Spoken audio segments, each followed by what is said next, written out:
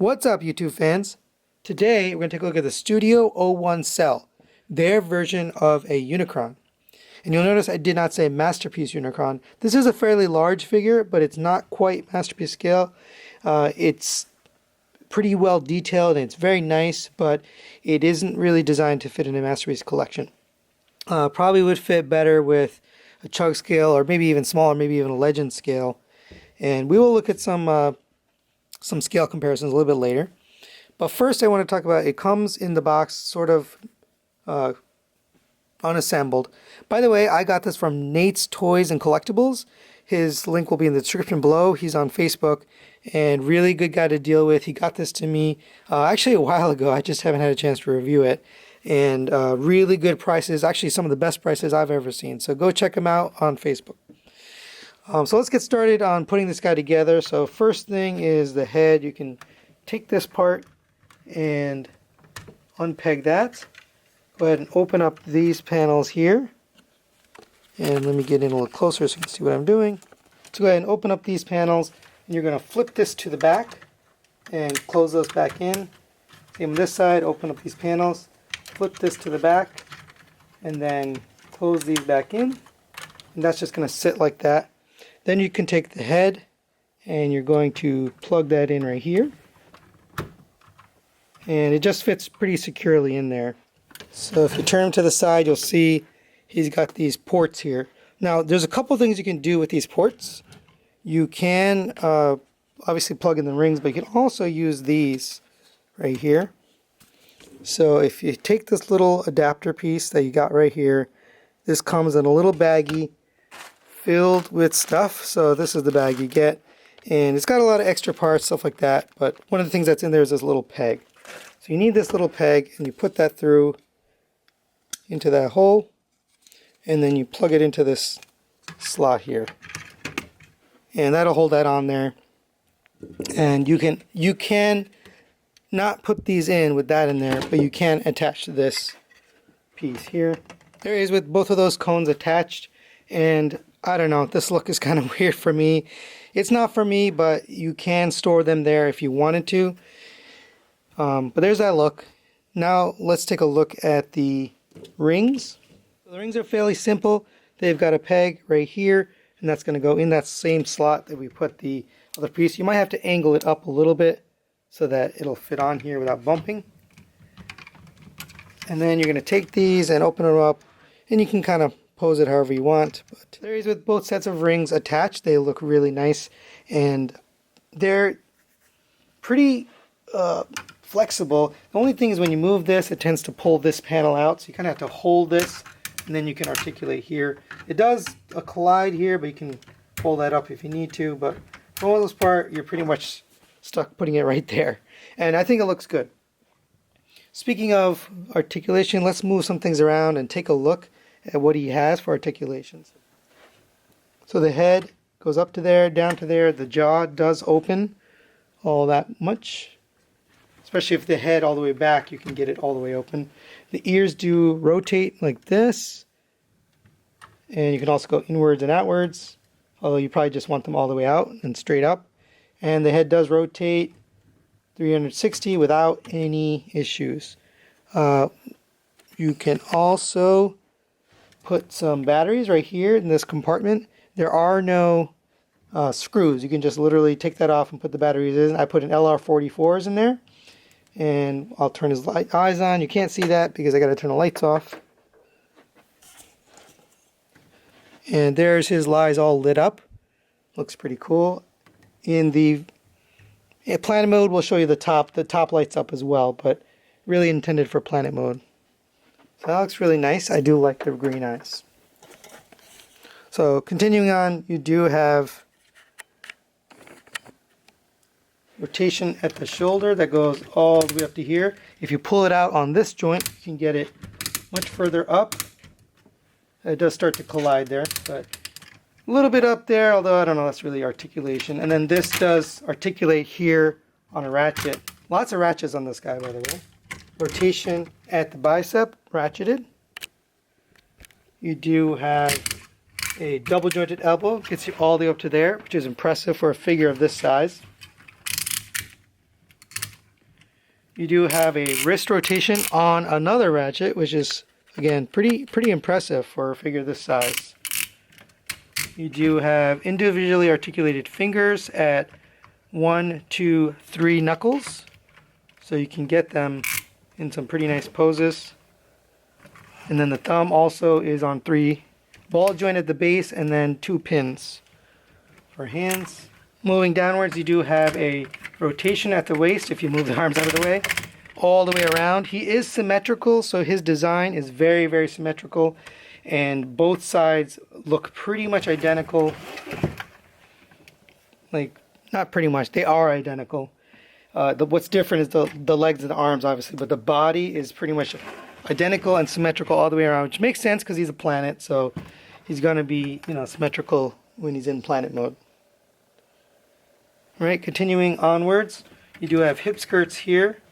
Oh, sorry, I forgot about the ab crunch here. So there is an ab crunch. You pull it up here. It is a tight joint. You can get all the way up to there, and because of that, you can get him down, way down. That. You can also get him way back, like this.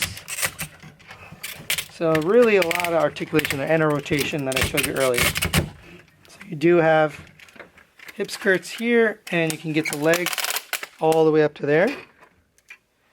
And it does have another bend in the middle of the thigh there, all the way back to here on a really tight ratchet. And if you get the arm out of the way and you lift this hip skirt has 2 joints, one on the inside and one on the outside. And you can get this one all the way up to there on a really tight ratchet. All right, continue down, you have a rotation at the knee, which is needed for transformation. You have a bend at the knee, 90 degrees, all the way up to there.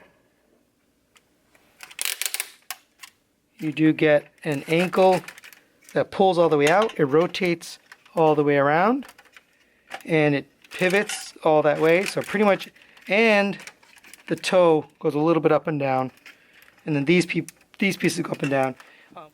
So let's get up and close. So we're going to go freehand. I'll show you some of the details. The head, I did show you the light up feature there. You get those light up eyes. Really good looking head. They tried to sell it, say that as a different company. I showed you in the beginning of this video that it came in a different box, but it's obviously the same company. You do have all that planet mode detail that comes across here in the robot mode. On the chest, you've got this really nice detail there for the translucent pieces with the silver behind it, and then some paint. Plenty of paint, not plenty, but there is some paint on this guy and some details and accents, which makes it a lot nicer. Even down on the arms, you do have paint detail here. You can see on the side, you got different color breakup, which looks nice. I like that. All that planet detail again. These pieces just kind of fold and move, but I do like this. Looks like a little booster or intake, really. And it is painted there on the inside, so you can see that. You do have some detail here on the thigh piece. You've got that nice orange with that gunmetal gray. And there are details, oops, that's one of the issues, things not always staying. You can open up this chest, almost like Optimus and the Matrix, and there is stuff inside. You can see there's some detail in there, and it looks kind of cool. I was impressed by what they had in here. They really didn't need to put all this detail on the inside, but they did, and it looks good. I like this translucent red there. That looks nice. There is some detail behind here. That looks pretty cool. And you would only see that if you were starting to transform him, so that's a nice added touch that they didn't necessarily have to do, but they did. And you can see the horns are in there for the planet mode. And these just tab right back in there.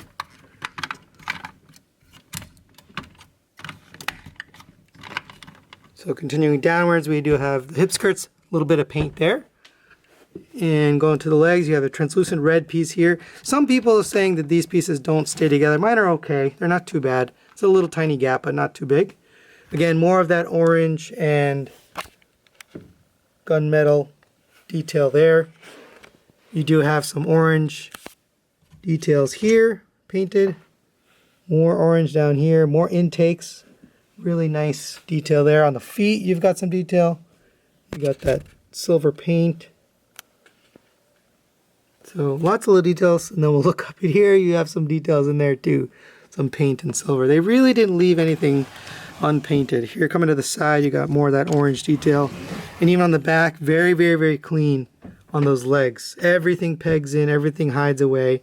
It really does look nice. I like what they've done here, and all this detail. It does show up in planet mode, but I love that it shows up here too, and it's clean. You know, there's not a lot of, you know, panels and kibble sitting around. There's a little bit of kibble here, but it actually ends up part of his look, right? That's part of his look for Unicron, and it looks pretty good. We got this detail there, and that's really it. The rest of this back is exactly the same, symmetrical to the front. All right, now we're going to get this guy transformed into his planet mode. As I mentioned earlier, I'm not going to show the transformation. You can click that card right there to go to T-Man978's transformation video, how to. He did a great video, and I don't think I could do any better than that. So I really don't want to waste time.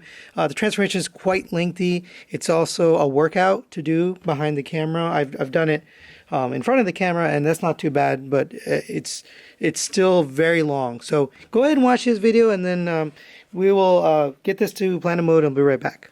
And here we have the O1 Studio Cell transformed up into its planet mode, and it looks really nice. Let's take a quick 360. There is a QC sticker right here, QC 01, which is interesting. I don't know if they're trying to take after Fans Toys there. So let's bring it a little bit closer so maybe you can see some of the details. So that's what the mouth looks like up close. If you close these, you get that. You do have the horns here that move. So those can move around, all the way around, and then in and out. So you can pincer things.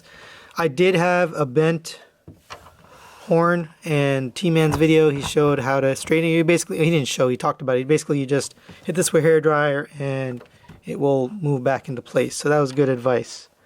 You can light this up, and we'll show that a little bit later when we attach the tractor beam piece. You do have these little spiky pieces on the side. There's lots of little details here on this guy. I mean, he's got all sorts of detail on him. All these little planet details. These are a little bit fragile, but you do get a whole baggie of extras. So if you break one, you can replace them. That's nice of them. I'm glad they did that. I haven't broken anything, but it's just be careful with these. So here's some more detail. You have these translucent pieces with the silver behind them. Those look really nice. You got these gold or orange pieces with the little, I mean, they almost look like rocket boosters, you know, things that propel him through space. Just really well done. Lots of little details. There are tabs here, but they end up looking like part of the planet mode, which is kind of cool.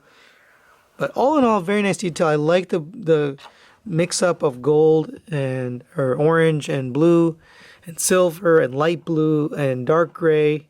There's really a lot to look at. If you take him off the stand here, he just fits right in there. And you kind of have to, it doesn't like attach, it just sort of sits on top. It's pretty sturdy, it's not going anywhere, but it doesn't, you know, lock in place or anything. Here's what it looks like from the bottom. And you got more of those boosters and all sorts of stuff there. And again, it looks good. So all in all, pretty nice looking planet mode. I'm pretty impressed and happy with this. Well, but if I haven't already, I'll put the G1 cartoon over there so you can take a look. Let's take a look at the suction cup piece here. So you can attach this in lieu of this, you know, just on top of it basically. So you take this. There's 4 pegs here, 1, 2, 3, 4, and those are going to go here. Let's go ahead and get that pressed in, and it just pegs right in, nice and secure. And then this has 4 pegs, and those go right here. So you peg those in, and all of this is pretty nice and secure. And then you have his suction mode, and then if you really want the look, you light that up, and you get the lit up suction mode. Let's get some lights off so you can take a look at that. Yeah, there he is, vacuuming up the planets with his mouth there. So it is with the TE01 Optimus Prime and also the X Transbots Toro. It's not meant to scale with this, right? This planet would be gigantic. I mean, nothing would scale. Even the HasLab version is not going to scale. It is going to be impressive in person to see something that big on your shelf, and it's just going to look impressive. But this kind of needs to stand on its own because of its size, and I just wouldn't put it in a masterpiece shelf. Honestly, it just doesn't fit. It doesn't really even make sense. But for size comparison, there you go. Before we get out of planet mode here, there are panels that you can replace. I haven't even opened the bag yet, but you can replace some of these panels. So the orange panels you can replace with these blue panels, and that'll allow you to, match up the colors a little better. It's just a lot of work to do that, so I'm not going to do that. I don't mind the orange and blue breakup. I think it actually looks just fine. But if you wanted it all blue, you could do that with these replacement panels. It is a lot of work to get these panels on. There are some pins, and it's not all screws. You also get a lot of extra parts in here, so it's nice that they give you that. Most of them will come off, and there's some screw hole covers too as well. But I have no need for that. I just wanted to show you do get that if you need it. For me, I'm fine with the orange. So final thoughts on this guy. We will start with the negatives. There are definitely some issues with these feet here. They just seem a little bit loose for a figure of this size. You really want a lot of strength in these feet, and I don't like it's just a friction that's holding it. You can see I've got in this pose, he's not going anywhere, but I just don't like that they put such a critical joint, not a ratchet. Everything else is a ratchet here. It just seems like a silly oversight to not put a ratchet there. Other things, there are some little panels that you really have to be careful with, especially right here. When you're opening this up, you have to pull downwards and then open.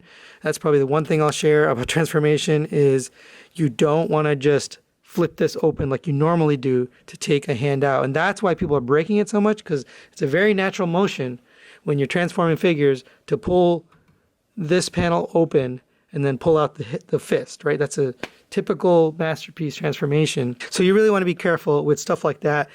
Same as these, these are actually translucent plastic tabs that are holding this together.